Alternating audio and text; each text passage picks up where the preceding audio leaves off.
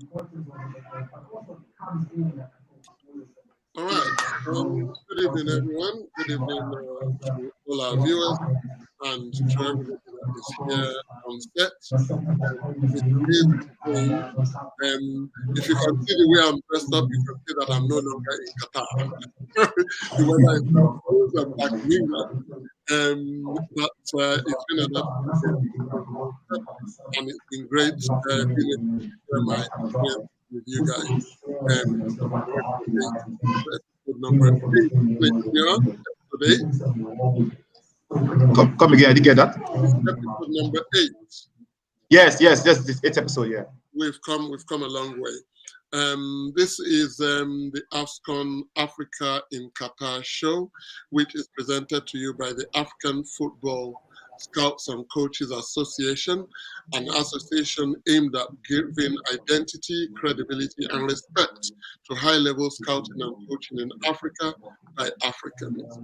The intention is to bring scouting and coaching to the doorstep of Africa by African coaches to enhance the capacity of African coaches at home and African scouts as well.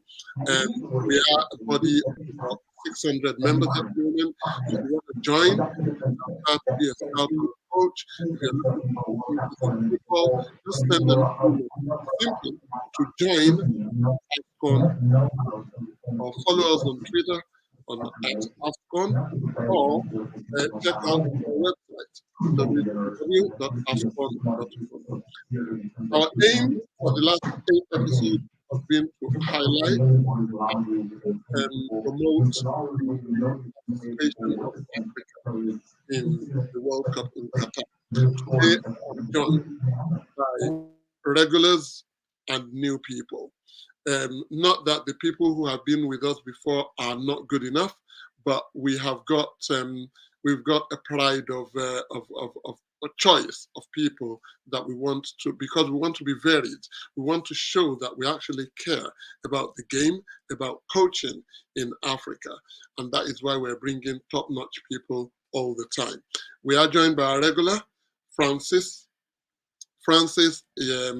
based between England and Nigeria. He spent the whole of the World Cup in Nigeria out of shame because he knew that his friends in England would be asking him how come Nigeria did not make it to the World Cup. Francis, welcome again.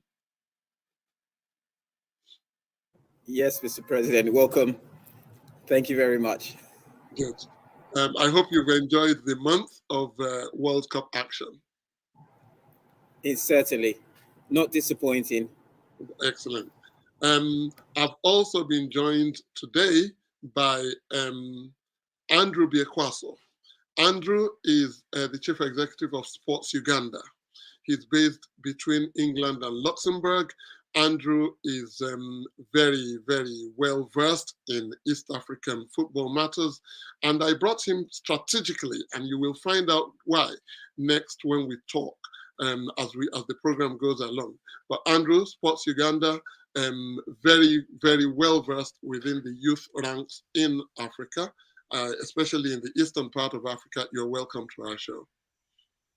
Mr. President, thank you very much. I'm so privileged to be in such esteemed company. Thank you very much. Very good. And we have got, of course, my able director, who is responsible for putting this all together, Nila Atobatele. He's a very ambitious scout. I see a great future in this guy, but we're going to make use of him as much as is possible until such a time as he says he's had enough, which will be never. Welcome, Nila. Can't hear you. You're on mute. Thank you once again. Nice to have everyone here. Nice to meet Tom and Andrew for the first time. Francis, nice to see you once again. I hope we have a great show tonight.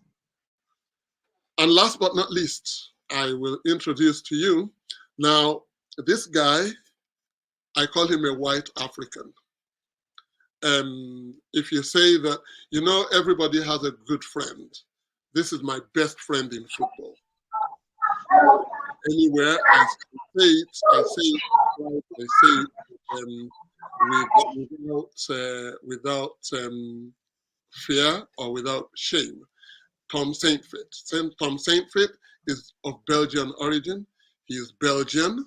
He is a top coach from Belgium. He played football until the age of 24, and then he had one of those horrible injuries that ended his playing career. So he's one of the very first and earliest licensed, certified coaches at the highest level, at this youngest age, because as soon as he finished playing, he went straight into coaching. And one of the principles of Afscoan is that everybody seems to think that it's only when you play football that you finish playing, you become 36, 37, you become a Luka Modric and become a Thiago Silva, and then you retire and become a coach. He did it. As soon as he got injured, he realized that, okay, no more life as a player doesn't mean my life comes to an end. And that's exactly the kind of principle that we embrace in Afscoan. Now, in addition to that, Tom is widely traveled. Tom has coached on the 17 level in Qatar, in Kuwait. Tom has coached in Belgium. Tom is now African, fully fledged. He's the current coach of the Gambian national team. Very unlucky not to have gone through to the quarterfinals, to the semifinals, I say, of the Africa Cup of Nations, Cameroon, losing to Cameroon eventually. Best performed in the quarterfinals. He's coached Namibia, Ethiopia. Where has he not coached? I'll tell you what, Tom, I'll be taking a lot of our time because he needs a program on himself if we want to introduce him. But one thing I have to say is, because we talk about the fact that the African Football Scouts and Coaches Association is about coaches in Africa for Africans, you wonder why I bring this guy in. We bring him in because he's got African blood in him. He's actually married to an African. And he's got Nikelwa, his daughter, is also African, obviously. And therefore, and he loves Africa. He's coach of Gambia national team. He goes through a lot, and we're not going into what he's gone through in order to just remain in Africa. I see him going to the next World Cup in 2026 as a coach of an African team, but that remains to be seen. You're welcome, Tom. Thank you very much, Tunde. It's a pleasure to be here. We are long-term friends. I think the first time we got in touch was when this team kept Nigeria out of the World Cup over the African Cup. In 2011, it was qualifier Ethiopia, Nigeria 2-2. And yes, I feel African, and sometimes people shout about African coaches. But if you looked at the Moroccan coach, I think I live more in Africa than the Moroccan coach currently. So I feel for sure African, also thanks to my wife, my daughter, and all the years, since 14 years, spending most of the time of my life in a beautiful continent, a rich football continent with a lot of quality on and off the pitch. And I'm for sure an African. We have good history together with Tom. I remember in 2000, and was it 2012, 2013, we were together in Tanzania, where he won the Sekafa Cup for the Young Africans Football Club of Dar es Salaam. As the coach, and that was quite a while ago. Anyway, we're also joined by someone who keeps dropping in and out of the show, Itunu Akinkugbe, who is also a scout based in Nigeria. He will join us again, and when he does. Now, here we go. Show starts. Let me remind us again. We are the African Football Scouts and Coaches Association. We are the association that promote integrity in Africa. And one scouts and coaches. One join. So we just finished watching the third place match, Morocco against Croatia. Tom, what did you see in that game that you can say we take away as an African take away as an African into the coming future of African football? How did you see it?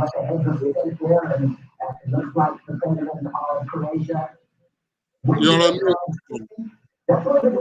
We can't hear you. Unmute yourself, Tom. I hear a lot of background noise. Someone's mic is still on, and we hear a lot of background noise. Okay, guys. First of all, I think it was a fantastic World Cup to see for African football. Morocco, naturally, particular reaching the semi-final, what is very unique in football. I want to come back shortly to that. But for me, it's also a disappointing World Cup for African football. Something what not so many people want to say, but this current generation of African teams has so much quality. I'm mostly disappointed, to be honest, in Senegal, because I had tipped them as a team who could reach the semi-final, and actually the missing of Mane has influence on it, but still I think they didn't play it correctly in the second round. And naturally Ghana, Cameroon and Tunisia had some good performances, but were not constant on the top level to reach the second round, even if the quality of players was there. I believe that all African teams at this World Cup could reach further than this.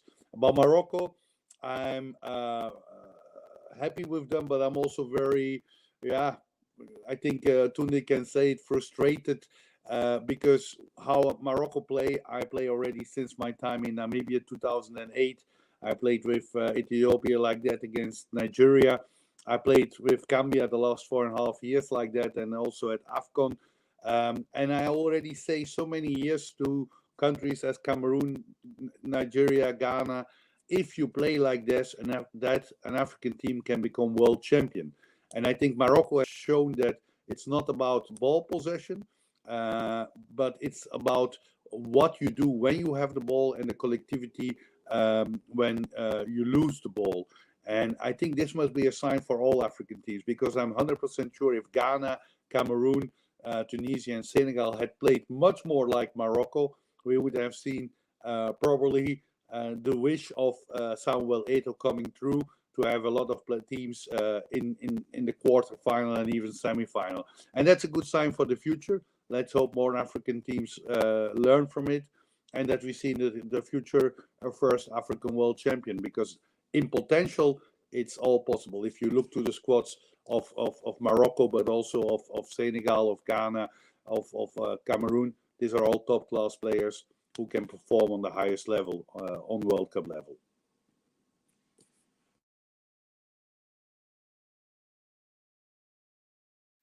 Francis, would you say that on account of what happened in the game that we just finished watching, are you satisfied or disappointed with Morocco?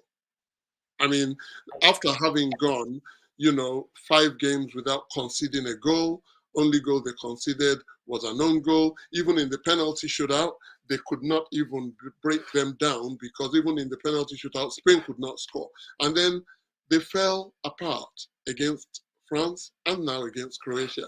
Is that a disappointment, or are there positives that we can take from that, from this tournament for them? Right. There are positives. Positives are they believed in themselves. They got to the quarters and they got to the semis. The negatives or disappointments to me personally will be today. I think Croatia got there the last time and they were finalists, but even the third place match meant something to them. It was like, it's just another game and we're going to go out on a win. I think Morocco should have addressed it in that way, that look, it's a third place match. It's our last match at the World Cup. Let's give the fans something. Let's give the nation, let's give the continent and all those who have backed us something to celebrate. I feel they didn't really perform. As much as we, can talk about the Croatians, I don't think Croatia is as dangerous as any of the teams they've met. And they did put up a good performance. But again, this is something which I'd like to say about African teams. We get to certain places and then it's sort of like psychologically, we just stop. There's that block there which doesn't make us believe we can do a bit more. to be honest, the semi-final, third place match, it's the match, and you've got to go out with pride. If I was the coach of that team, the national team, I'd have told them, look, take it like any other match, even if take it like it's actually the final, because at the end of the day, it is their final. It's their final game. Go out there, make yourselves proud, make the nation proud, make the continent proud. So I was kind of a bit disappointed in the way they played and how the result. Okay, it didn't go their way, but it didn't go their way because they didn't put the effort in. Ituno, welcome to the show. This is your first time on. Can you take your phone, your device mute, so we can hear you? What was your take back? You know, you're a Nigerian. Ituno, we're talking to you. You're a Nigerian. You've seen what Morocco has done. Were you proud of seeing what they were doing, you know, as an African, and wishing that Nigeria was in that position today?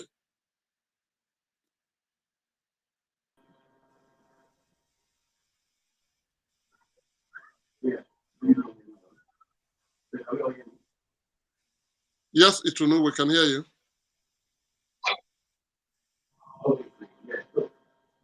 Yes, I would say first, Morocco, yes, it's not right so far, but also we're disappointed what the I was expecting them to, you know, come on. We can't hear you, Ituno. We can't hear you. We can't hear you. We can't hear you at all. The line is cracking up.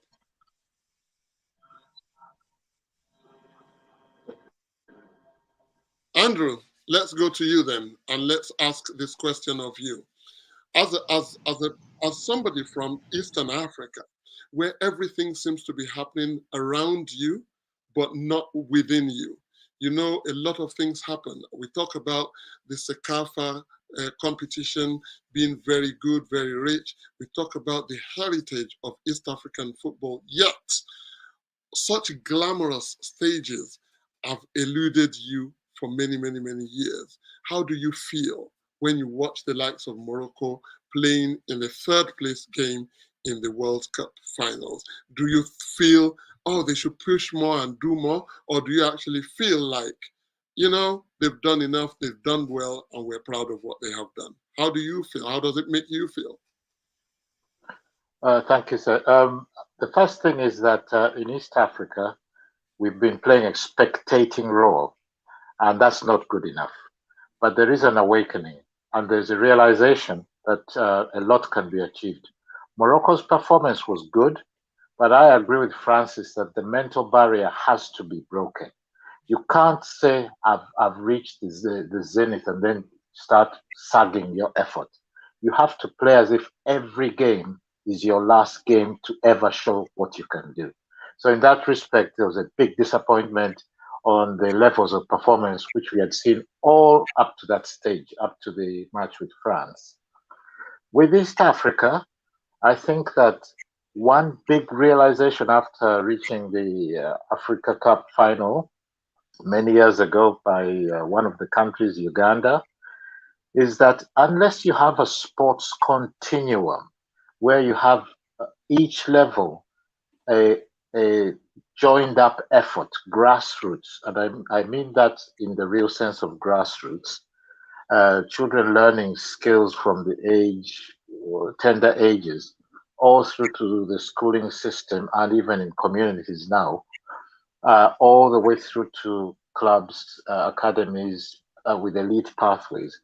We can't hold it together simply because you only need one injury and you have nothing to replace a player with. So, yes, we're spectating. Yes, Morocco did us proud, but we can do better. This is not the be all end all. We should stop that mentality of thinking we can't do it. I want to throw one point in. I was privileged to watch a Southampton Academy regional talent center set up. And what they were doing, they were starting with 8, 9-year-olds, and they were teaching them the technical aspects of how to play a game in a small size pitch. I was absolutely astounded. And they were responding to a coach's timeout and instruction as if they were professionals. And I said, this is something we need to think very, very deeply about. So yes, thank you for this opportunity. Morocco's done us proud. They should have sustained the effort. East Africa is awakening, and there are many, many seeding efforts that are in play. Wonderful. Thank you, Andrew. Niran, Nira, we're going to go into the African performance in the World Cup now, and the general performance and the general perception. I think Tom did a Brian has touched on it, saying that the disappointment, Morocco has done well, Africa as a whole. We're not talking about Africa. In fact, people have gone around and started talking about the fact that if we deserve like 9 places in the next World Cup, because of Morocco, we're deserving of 12. Would you say that this success is the success of Africa or is it the performance of Africa? You're breaking towards the end there, but I got the question. That's fine. I got the question. Just let you know that you're breaking. To be honest, I think for it's first of all, although many people want to rub against the success of Morocco, like the rest of Africa and the Arab nations, but the truth is the success is for Morocco. First of all, it belongs to Morocco, because they did what they have to do to get where they were. We've touched on it in the past episodes about the things that they did, the the training complex and everything, and how they train their players on the 15s and co for every 2 years to get to the performance that they are now. And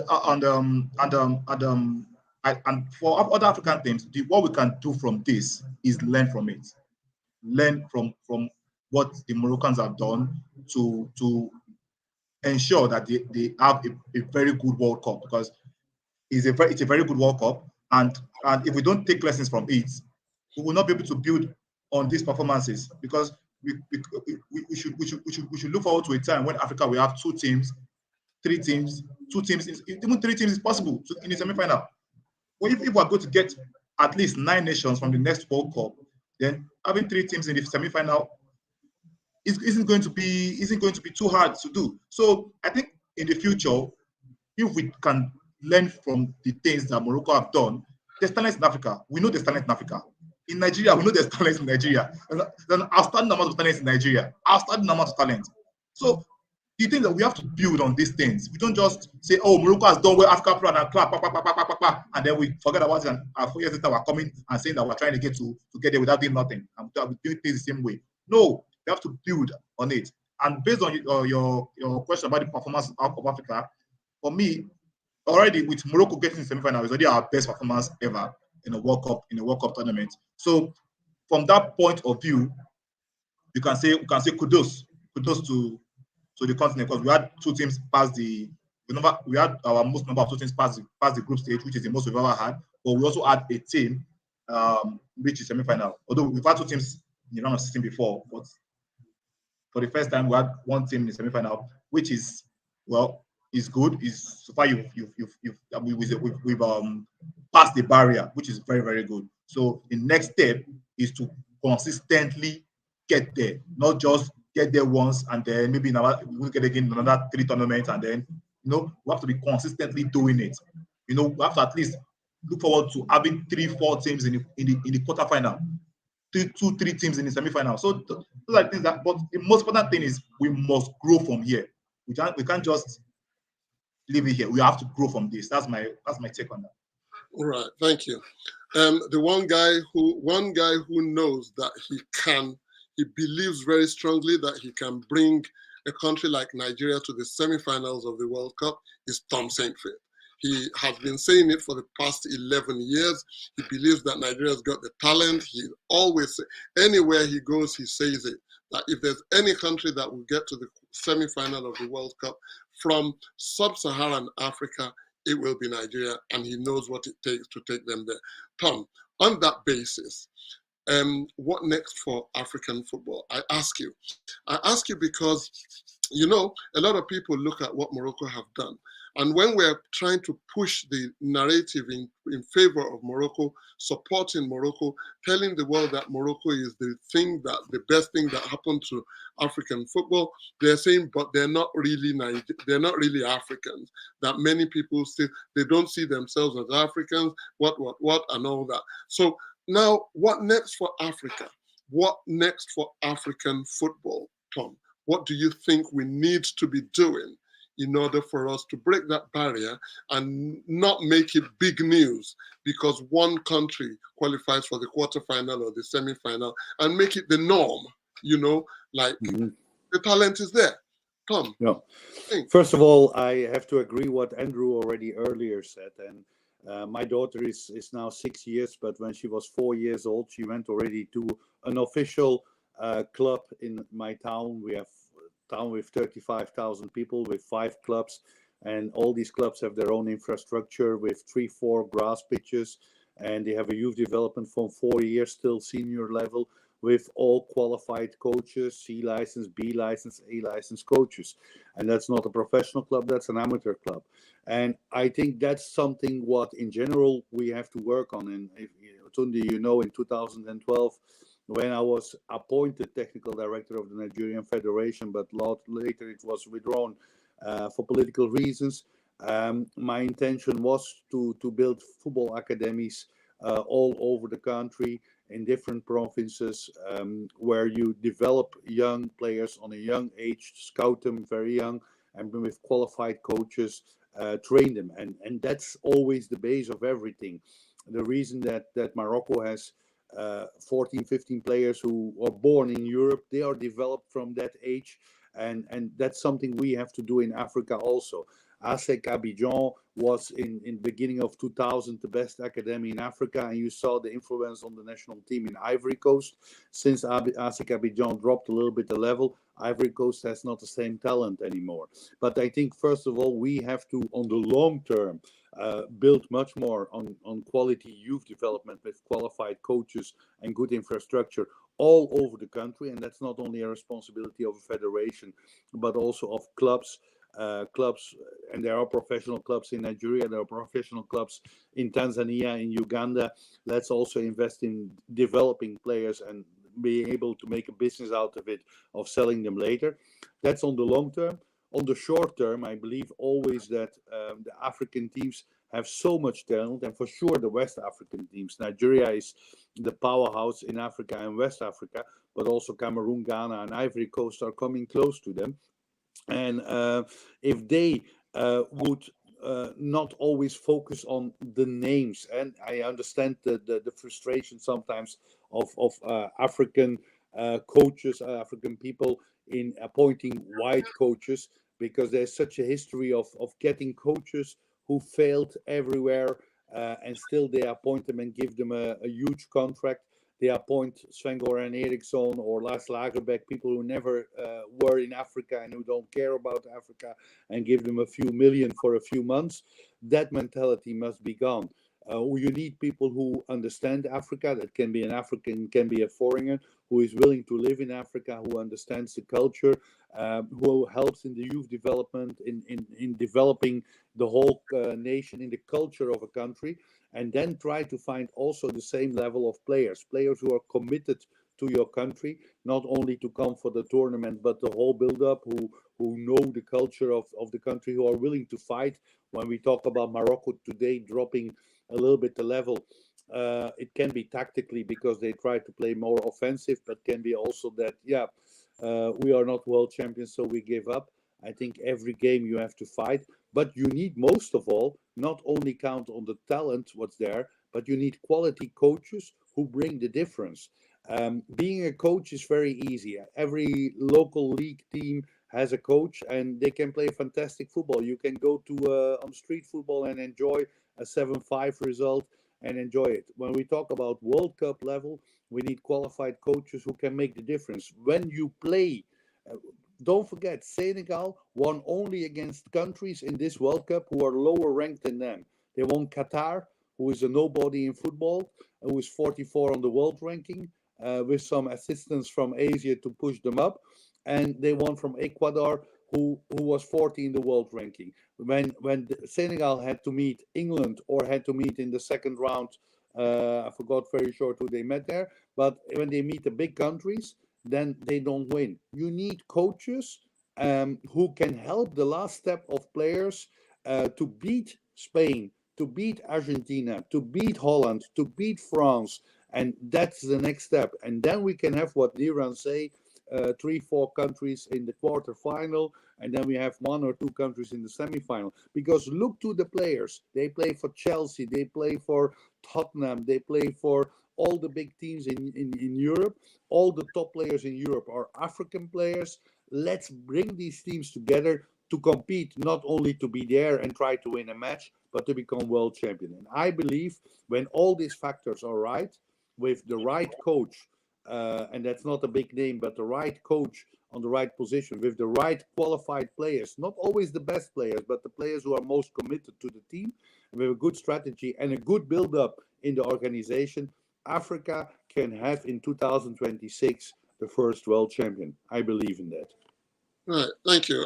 Let me remind everybody we are on the Afscoan AFC show, which is the show on Africa in Qatar, presented by the African Football Scouts and Coaches Association, an association designed and established to promote and create credibility, integrity, and respect for high-level scouting and coaching in Africa by Africans.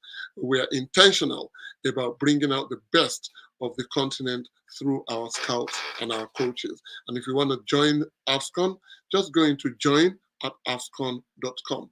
We're surrounded by members. Our shows are presented by members. And when we bring in people who you would look at as not African members, it is because they have a passion for the African game. And I have no regrets bringing Tom on, and he's a patron of our organization. He's our elite honorary member of our association, and he will always be. Itunu, we're seeing comments from people about what Africa needs. And I have to say, please, guys, if you're watching us and you have any comments whatsoever, put it down there on the live stream. Let us read what your comments are. Moses Fadikwe says, Africa needs transparency with good structure. Moses, thank you for your contribution. If you have any contribution on what you need, what you think we need to be doing as a continent of Africa to make things better, to raise us to the next level. This is the World Cup. We're talking World Cup now and world champions. But does football start and stop with the World Cup, for example? What else can we do to actually enhance the capacity of people in Africa to make them, through coaching, through scouting, and through other areas, what is missing from our game in Africa? Now, Itunu, we're going to ask you again. I hope that your audio is fine. Itunu, what do you think is missing that we need to do? Because everybody says the talent is there in Africa. We can now see that the coaching talent is there in Africa. At least there's something to develop from. Walid has done well. Aliou Cisse has done okay. Otoado did okay, creditably. 50-50. And so what is needed to actually sustain this, to make sure that we're always there or thereabouts at the top of the game? Itunu.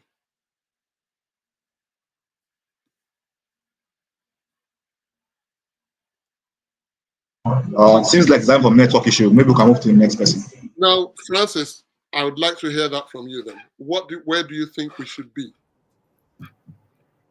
Personally, the way I see it is you want to build a house, you need to get the foundation right, then you get the right builders, and then you start building a house.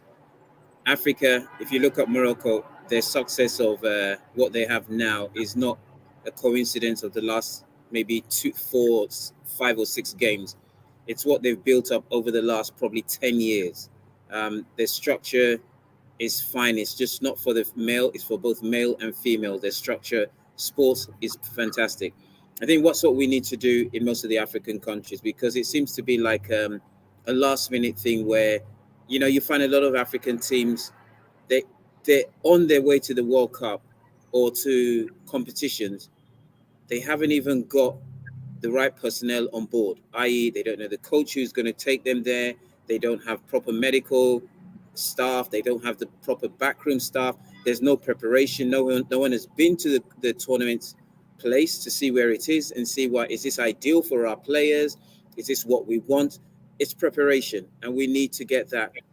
And it's not just when you get to the tournament, it's before the tournament. So we now know that the next World Cup is going to take place in 2026. Where's it going to take place? So many things like, what's the climate going to be like? What's the playing facilities going to be like? If we qualify, what do we need to do as a team or as a nation? We need to do that now. If we pick each and every one of the countries, Cameroon have kind of got theirs in order now. What have they done? They've got a president who used to play football, who has done a lot of, he's played in several top clubs. He's kind of got them back in shape. Ghana have done a bit similar like that because they brought on board Chris Hughton. Obviously, he's going to bring the English experience and the time he's had at Nottingham Forest, at Brighton. He's going to bring that there for the Ghanaian Federation. So I think again, if we look at Nigeria, we need to do something like that as well. But it's the foundation. Get the foundation right, and everything else will be fine. We don't, grassroots football, non-existent. Whereas if you're in the UK, grassroots football is very important. Who would have spotted the Bukayos, the Jordan Sanchos, and all these other players if the grassroots football wasn't as it should be? And that's what we need to do. We need to go back now, start from the under 13s, under 15s, build up from there. You look at England, they won the World Cup, the under 17, under 20, and those players are what are playing today. And before they got to the under 15s and under 17s, it was from the schools. That's what we need to do. We need to go back to the grassroots, build it. We have 4 years to get ourselves ready, and hopefully we'll be more successful than what we are now. Thank you. Tom needs to go. He has to go now, but I'm going to put you on the spot before you go. We are, with the rest of the guys, we're going to come back to this question, but I'm going to ask you, Tom, very quickly. Tomorrow, France against Argentina. Remember that, success has many children or many fathers. And therefore, the moment France comes out and they line up, everybody is saying, oh yeah, they're African because a lot of the boys are African. So we still have a little bit of an interest in that final. Where would you go with France versus Argentina? Who do you First think? of all, I agree that they are really African, just like Belgium has a huge African influence in England. And I think the European countries profited the last 15 years a lot from the multicultural background of a lot of players. It makes the team stronger. In the other way, African teams can also benefit. Look to Morocco, where all these players born abroad and got built abroad. The influences of different cultures can make a country stronger, and that counts for France. They have proven that the last 20 years. And for me, France is the big favorite. And personally, if I have to choose between both, also because of the attitude from Argentina after the during and after the game against Holland, I prefer at this moment of time that France become world champion. And if you look to the likes of Mbappe, Fofana, Dembele, but also Thuram, who came in, and Griezmann. They're a fantastic team who play with joy, who have really the passion. When we spoke about being satisfied, they are world champion, but they want to become it again. They will fight till the end to get that title again. So on the other side, I'm a little bit scared. We saw this World Cup already, some strange referee decisions. And I could imagine that some people would like to see Messi winning that last possible trophy for him. So I'm a little bit scared that, some decisions could push Argentina in direction the cup. But when I look to quality, looking to this tournament, and look the joy the team has, then my heart and my wish go to France. And very, very, very lastly, before you go, you're in Gambia. You're the coach of Gambia at the moment. Surely you can do better than being in Gambia. No disrespect to the Gambian national team, but surely you want to go higher. Where are we seeing you in the next year or two? Are you stuck with Gambia for some time? Are you, or is there something in the offing that we should be aware of?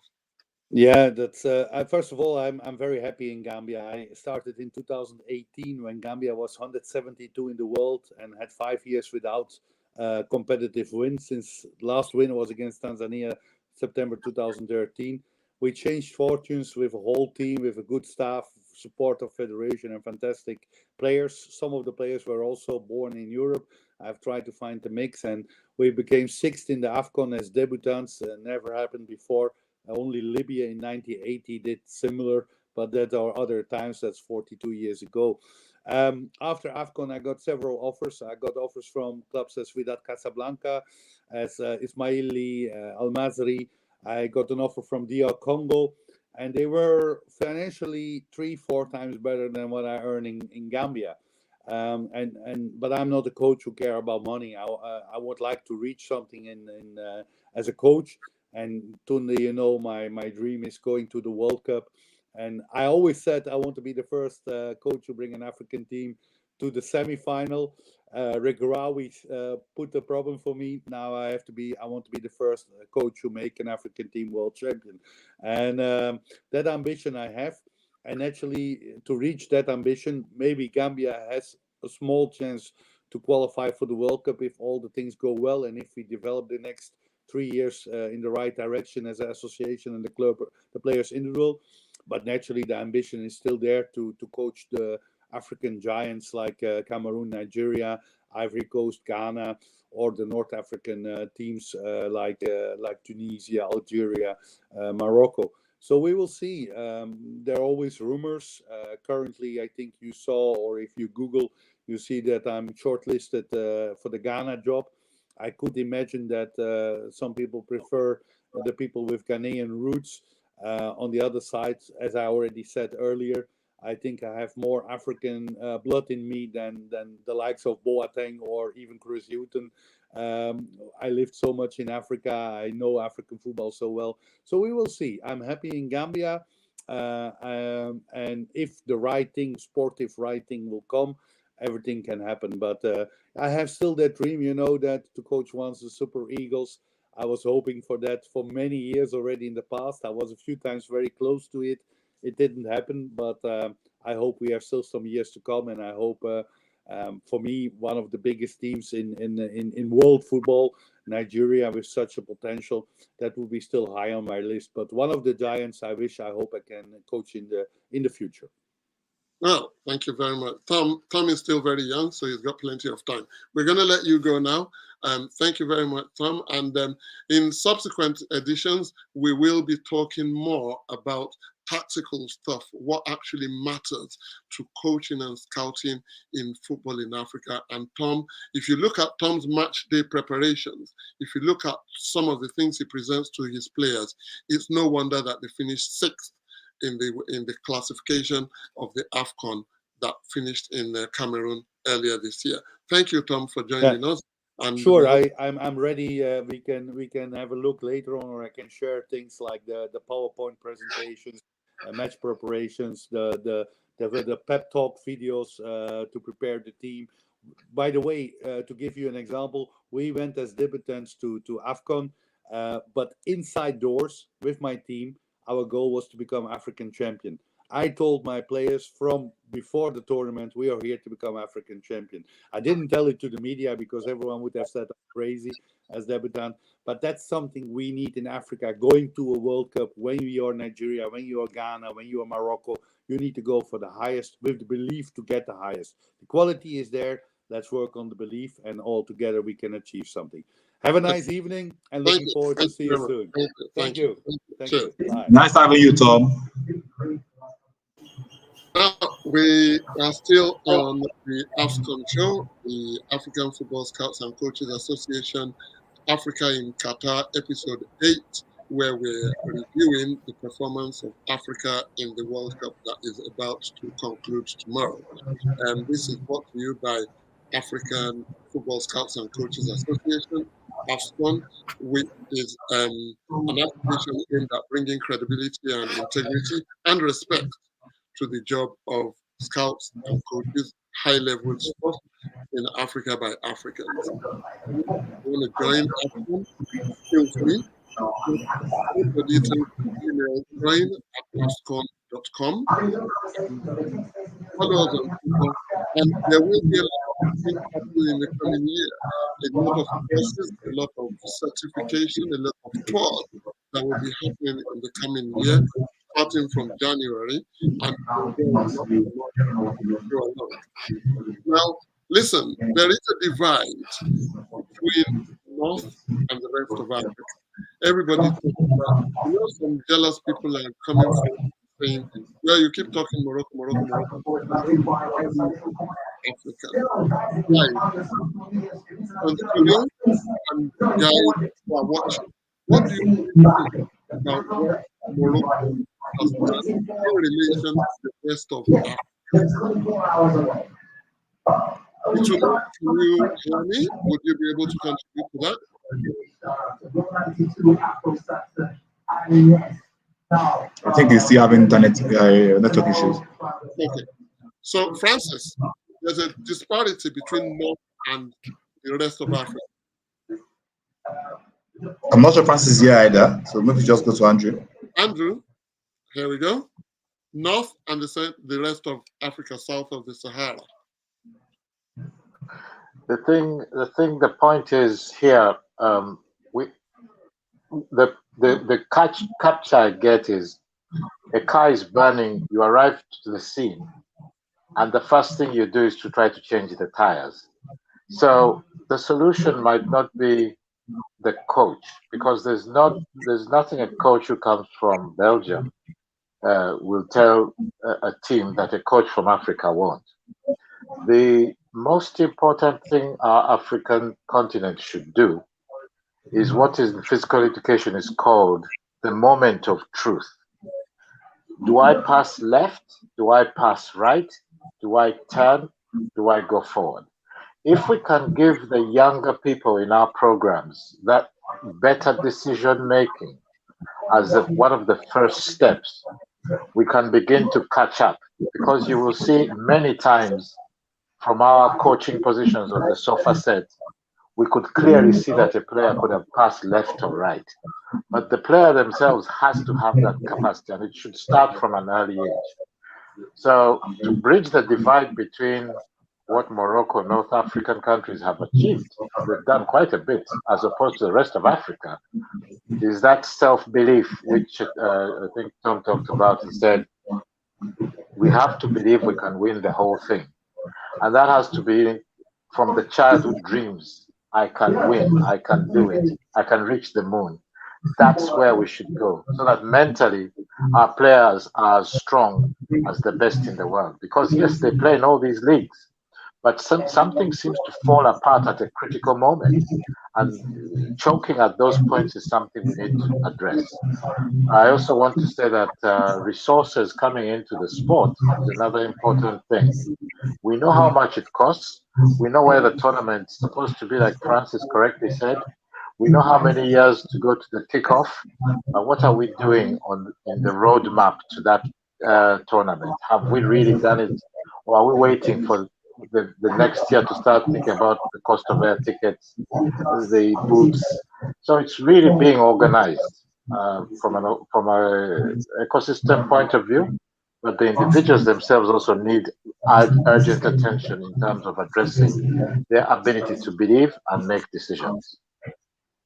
Listen, we're almost ready now, so we're going to spend the next few minutes talking about standout. Now, standout performances as coach. Now you're looking at a group of scouts. You want to look at things from a coaching perspective. Now, standout performance as a coach, which player from Africa would you say stood out for you? I'm going to start with Niran. Niran, which player stood out for you in in this World Cup from an African perspective? My number one African player in this tournament, definitely Nordin Amrabat for me. Sorry, Sofian Amrabat. He was just spectacular. His ball retention, his passing, his ability to beat the press. It was just spectacular for me. It's there. I don't know why he isn't. I know he's in Fiorentina, an European top 5 league, but the way he performed at the World Cup, how you would think he should be at a top club, a club that's constantly competing to win the Champions League. So for me, Sofian Amrabat. Who else will weigh in on this one? Francis, who will be your standout African player in this tournament? It would have to be, well, I'll put him second, but I think the Moroccan goalkeeper would have to be my standout player from the tournament. Oh, no. I think football starts, the modern day football is from the back. And that goalkeeper gave confidence to everyone in the team. So I would put the Moroccan goalkeeper. I'd be surprised if he didn't finish in the top 3. I'll be very surprised. Viewers, you're watching us, if you're watching us right now, and if you're watching us even recorded at a later time, please feel free to drop your comments on who you think is the standout player of Africa, from Africa, who stood out for you in Qatar during the World Cup. We've got 2. We've got Sofian Amrabat. We've got Bono, the goalkeeper, both of Morocco. Andrew, would you weigh in on that one? Where would you be on that one? You took my man Bono. Then maybe now I should go to Francis to Mbappe. But Mbappe, of course, is playing for France. But Bono for me is the man. The clean sheets they kept were largely his work, and he had a limited space to do anything.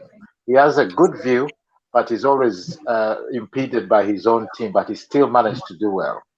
In the very end, okay, he might have done some things that you could say, how could he have done that in this last match? But I think he consistently played well throughout the tournament. So to me, Bono is my man. And we should applaud his performance, in spite of the little dramas that happened in the end. I was going to say Mbappe, but Bono. You know, I quite like Bono, and I like what Amrabat did, but maybe I created a different category of players, emerging talents from Africa, so that I would be able to choose my own choice of a football player. That number 8 for Morocco. Now there was a player. Well, we talk about the fact that football starts from the base, where obviously the base being the foundation, being the defense, being the goalkeeper, and all that. It also holds together like a matrix. And when you look at the ease with which Unahi, that number 8 of Morocco, blended into the game, you know,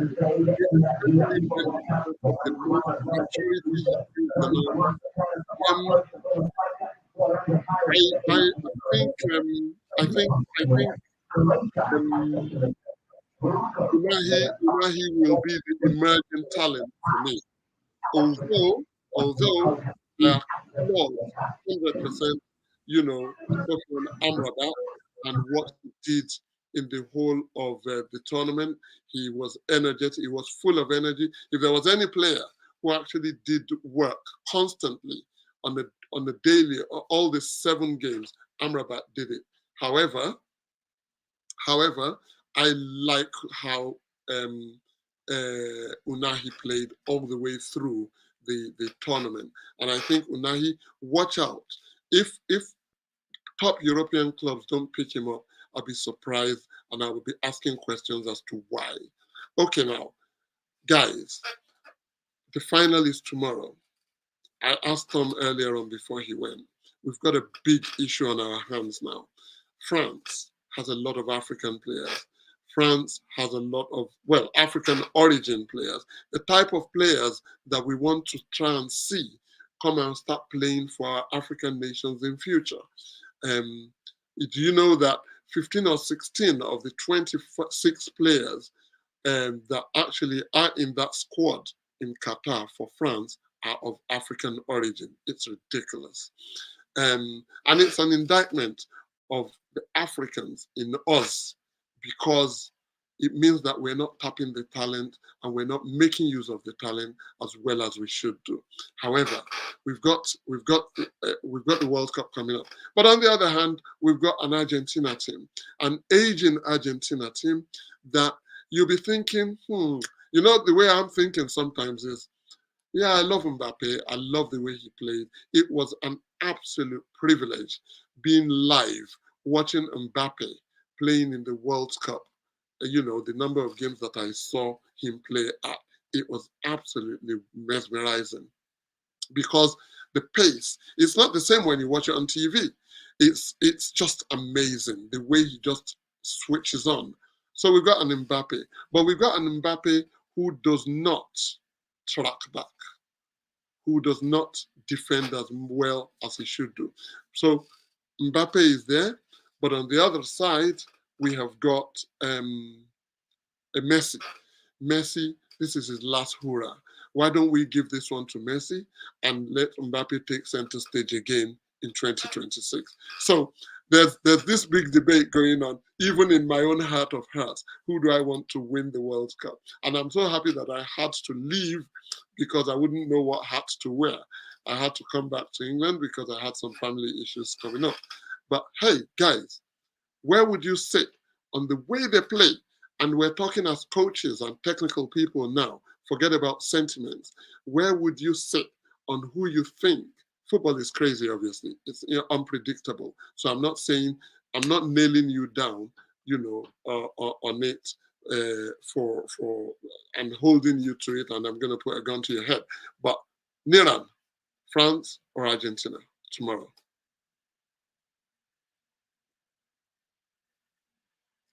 Niran? I'm going to, honestly, yeah. You said I actually want Messi to win the World Cup, because all the arguments I've had for so many years, and who is better between Ronaldo and Messi, will probably come to an end finally, and I'll be the winner. But my head tells me, because when you look at the French squad, it's a fantastic squad. It's They have everything, they lack nothing, and they can go in the air if you want. They can go on with Oliver Giroud. They can go on you can be intricate if you want to be intricate, and they can play on the counter, because they have very quick, fast wingers, Dembele and Mbappe. So they can play in a variety of ways. Against England, that's what they used to beat England. They played one way and then they played the other way. He started going aerially, and England couldn't cope with that, and Giroud scored. Um, and when you look at the pattern of play, Argentina, they rely on their fullbacks to get off the field and to get behind the defense a lot. And with France, is those wingers that they use in Dembele and Mbappe to get into those final areas. So that could be a problem. They could catch them on the counter attack and maybe score from there. So my head says France. Andrew, help me here. France or Uh, Argentina? I think Messi has worked so honestly and so hard. I mean, forget he's walking around the pitch as if he's disinterested. But I think for the good of soccer, we need France to be hungry again for the next one. And we need Messi to retire honorably and draw in the big following that is South America, Latin America, and so that football can continue its keeping its pedestal position as a guiding beacon of hope in terms of opportunities for so many young people. Argentina for me tomorrow, France for another chance because they're young and they offer promise for many people who look up to them. The other thing I wanted to say was Argentina has played honestly. They've played to their strengths and they've used them well. The little man, you rely on him. Get your wingers bombing down, as Mira said. So I'm Argentina. 1-1. 1-1. Francis, are you there? Would you break this deadlock? France or Argentina? I'm gonna break it. I'm going France. I want France to win, regardless of whether they're a young team and they have another few years to do it. And I'm not on the stand of yes, Messi, it's his last one. Let's give him a big send off. I'm not for that, to be honest. My heart is France. Might be a bit personal, but it's France. I remember 1978. Argentina and Holland, and I really wanted Holland to win, and Argentina won it. And they did some underhand things to get there, like beating Peru 6-0, and Brazil went out. So I'm sorry, I haven't forgiven them since that time. So it's France. I'm sorry, it's France all the day for me. That's 44 years ago, Francis. How I come know. you cannot cross this guy? Guys, watch out for Francis because he will never forgive you for till the end of time. Okay. African Football and Coaches Association. This is the Afscoan, a body hoping to give identity, credibility, respect to high-level scouting and coaching in Africa by Africans.